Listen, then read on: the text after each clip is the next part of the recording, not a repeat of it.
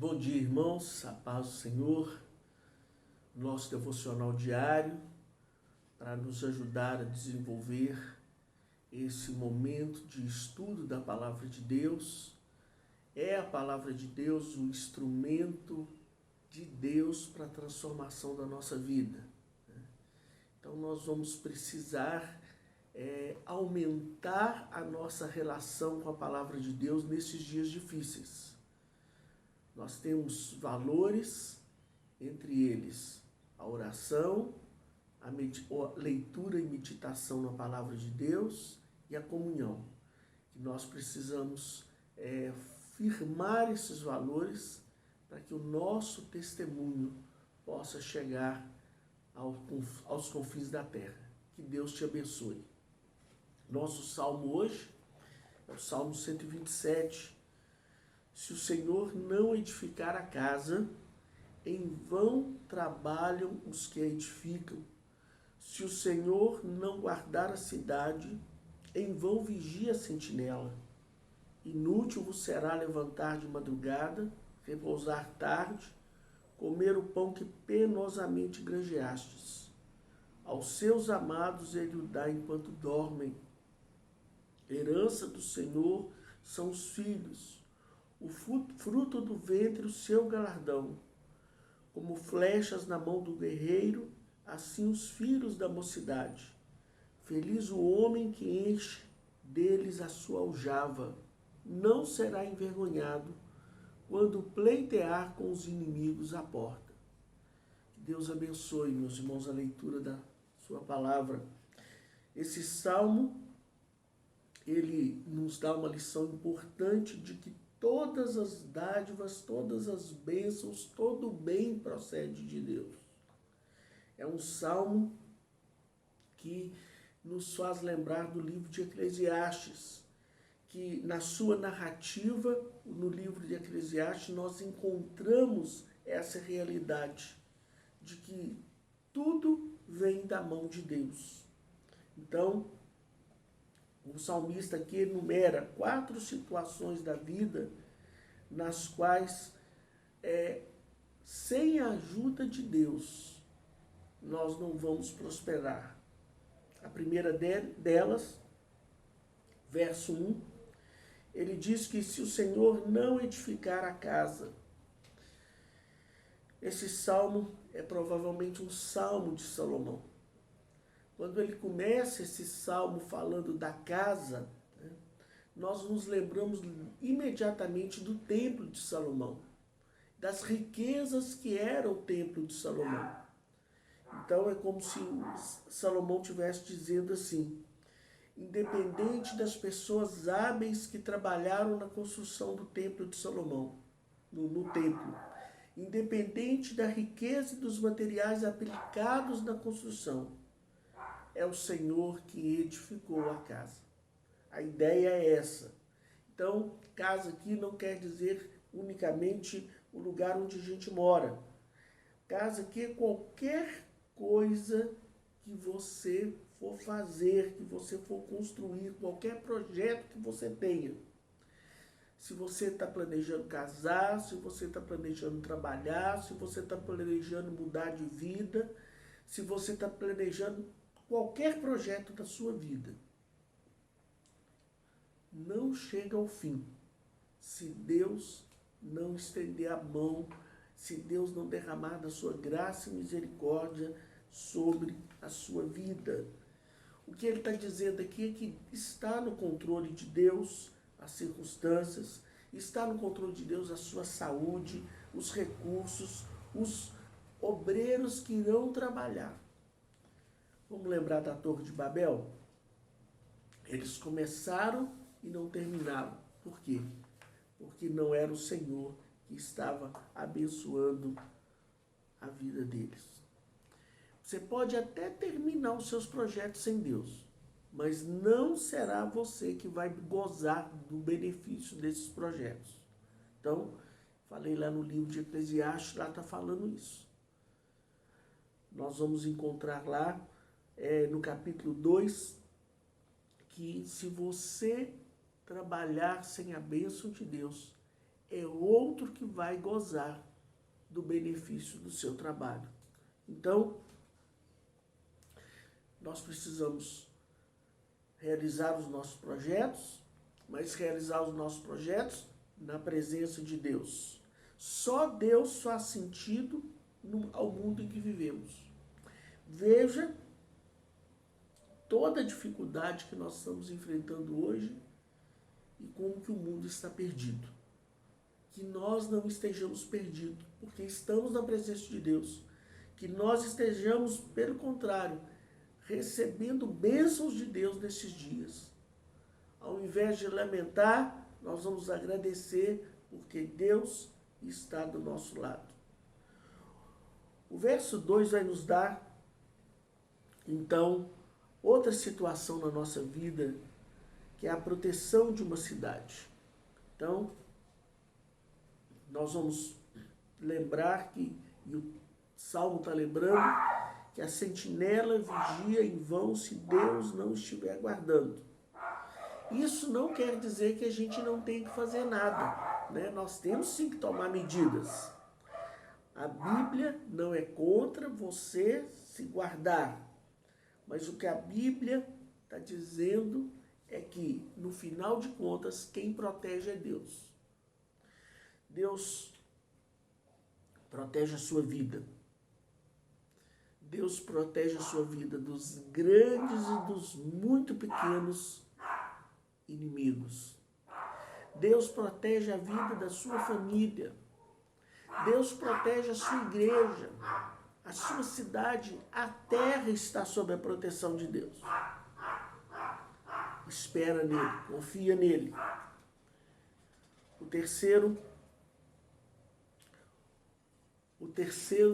A terceira situação da vida que o salmista apresenta aqui,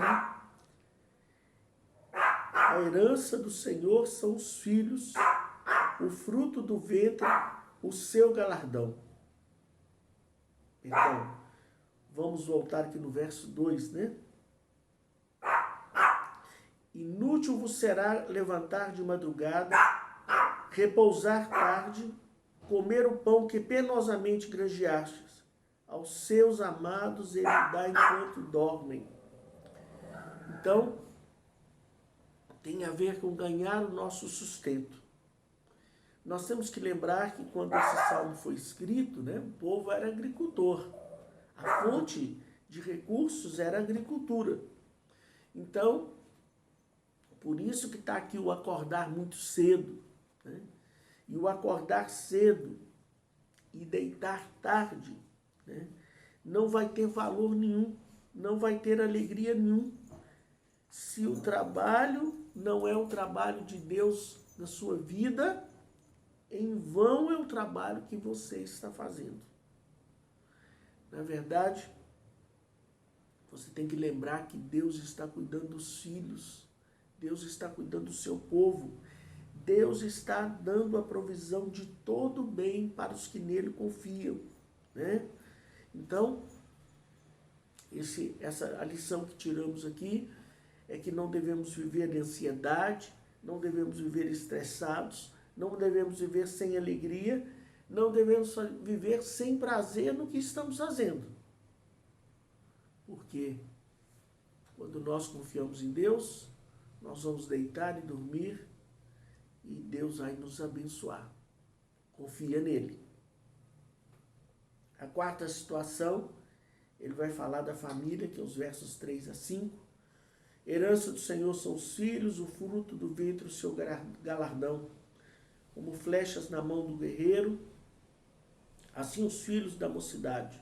Feliz o homem que enche dele a aljava, não será envergonhado quando pleitear com os inimigos à porta. Então, nós temos que lembrar também, né, no contexto do Oriente, né, os filhos eram muito desejados, né?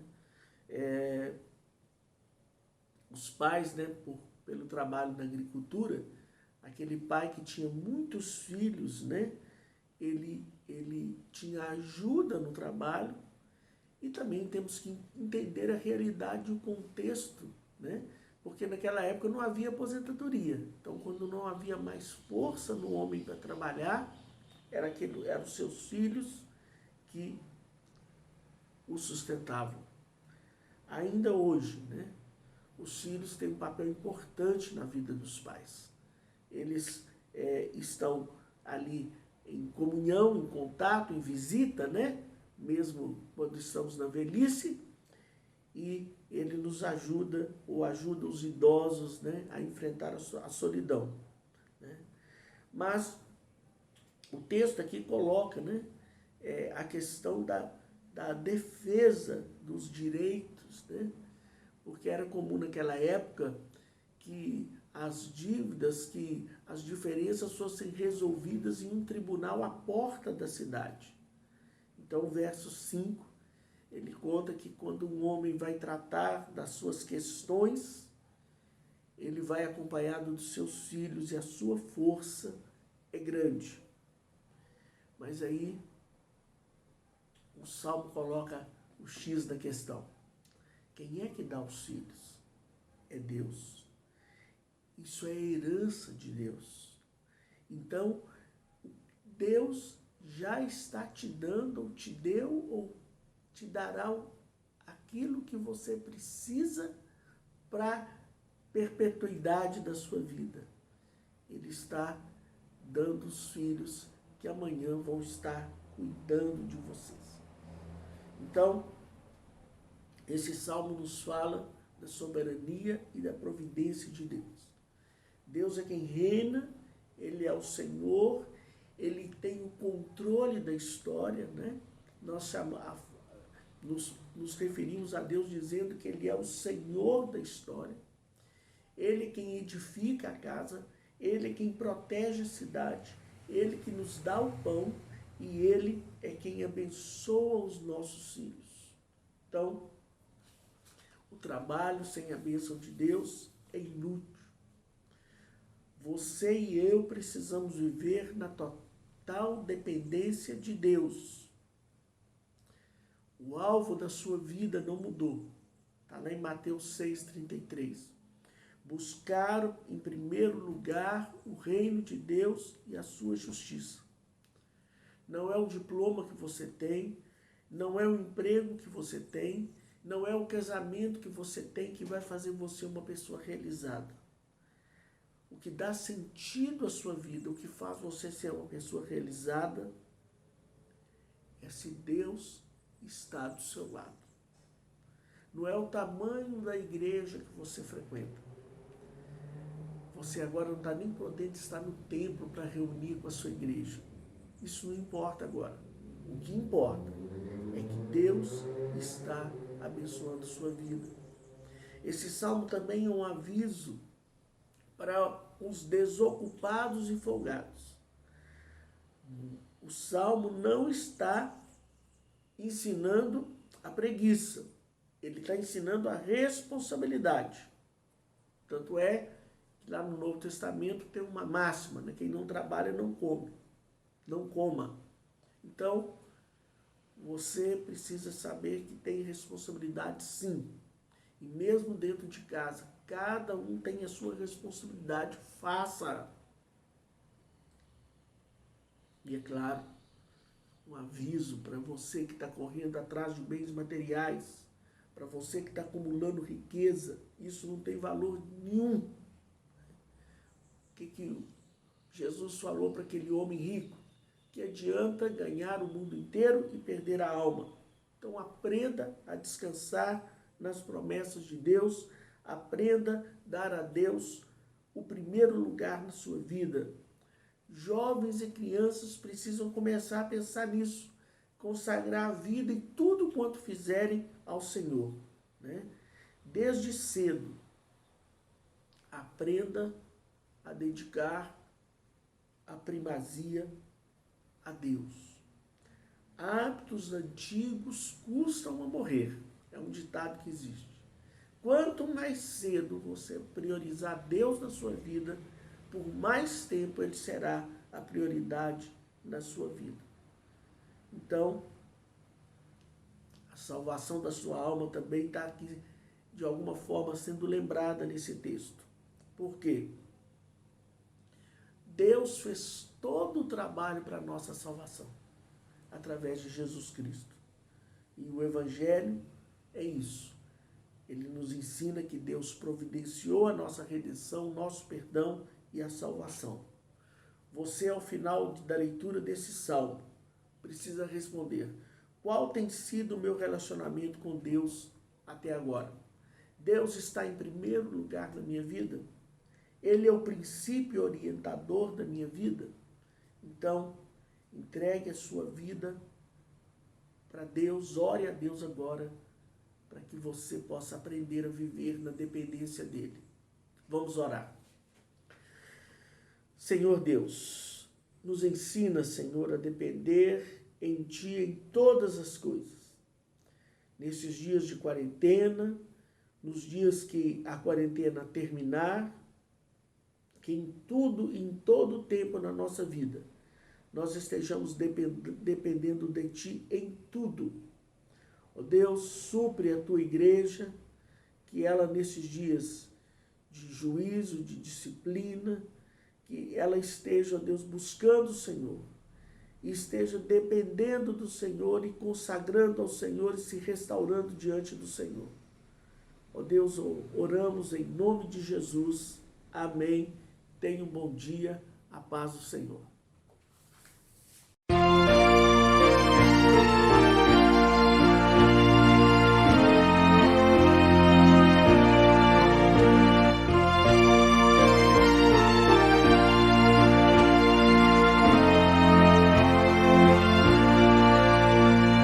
Mestre, o mar se revolta e as ondas nos dão pavor. O céu se reveste de trevas, não temos um Salvador. Não se diga que morramos, podes assim dormir. Se a cada momento nos vemos, já precisa submergir. As ondas atendem ao meu mandar, sossegai. Seja o encapelado mar, a ira dos homens, o gênio do mal. Tais águas não podem a nau tragar, que levam o Senhor, Rei do céu e mar. Pois todos ouvem o meu mandar, sossegai, sossegai. Convosco estou para vos salvar, sossegai. Mestre, tão grande tristeza me quer hoje consumir. Na dor que perturba minha alma, te imploro, venha acudir. De ondas do mar que me cobrem, quem me virá valer? Não tardes, bom mestre, estou quase a perecer. As ondas atendem ao meu mandar, sossegai. Seja o encapelado mar, a ira dos homens, o gênio do mal. Tais águas não podem a nau tragar, que levam o Senhor, Rei do céu e mar. Pois todos ouvem o meu mandar, sossegai, sossegai. Convosco estou para vos salvar, sossegai.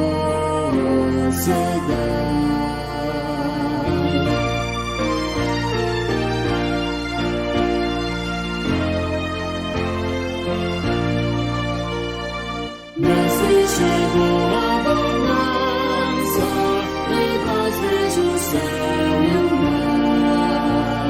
O meu coração goza calma, e não pode